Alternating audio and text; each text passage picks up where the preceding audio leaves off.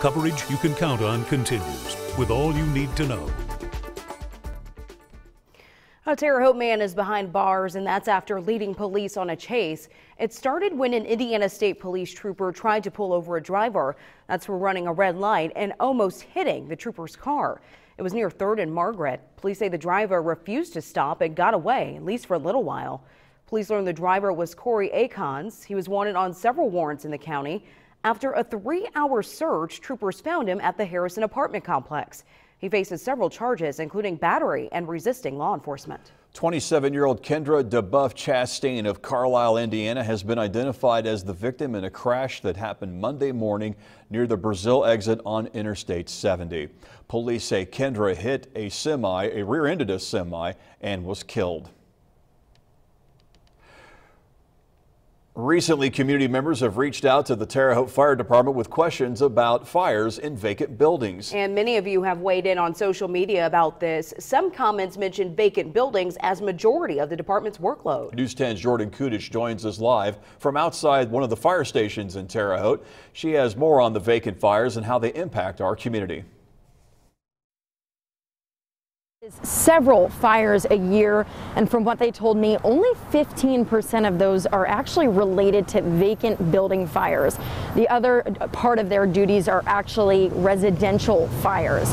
Now, News 10 spoke with arson investigator Norm Loudermilk, and he says that the majority of their workload is not coming from blighted or vacant homes.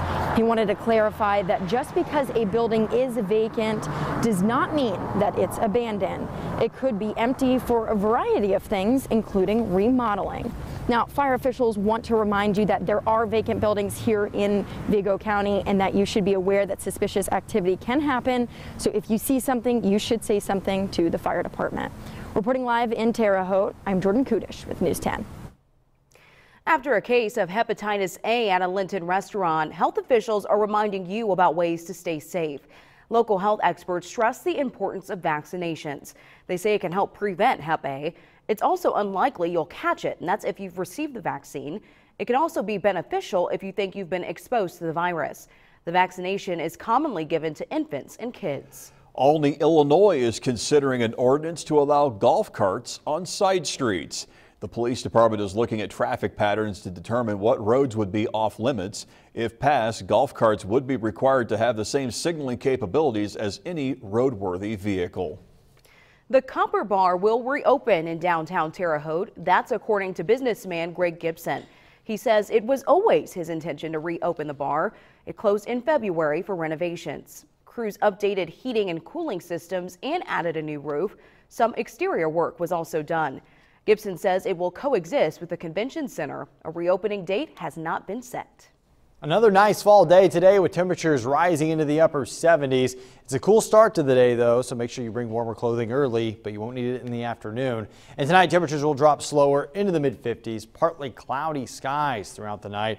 A calmer night too ahead of a warm up tomorrow. Temperatures will rise to the lower 80s by the end of the afternoon. Partly sunny conditions. We will still see sunlight, but there's going to be more clouds tomorrow than we will see this afternoon. And you can see on our 7-day forecast, partly cloudy skies move in at the end of the week. Temperatures lower 80s drop to the mid 70s with a chance of showers and thunder showers on Friday.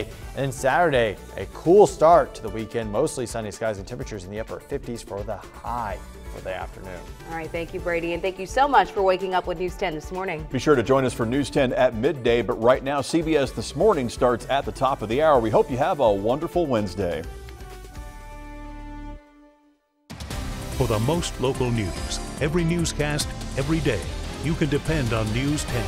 Coverage you can count on.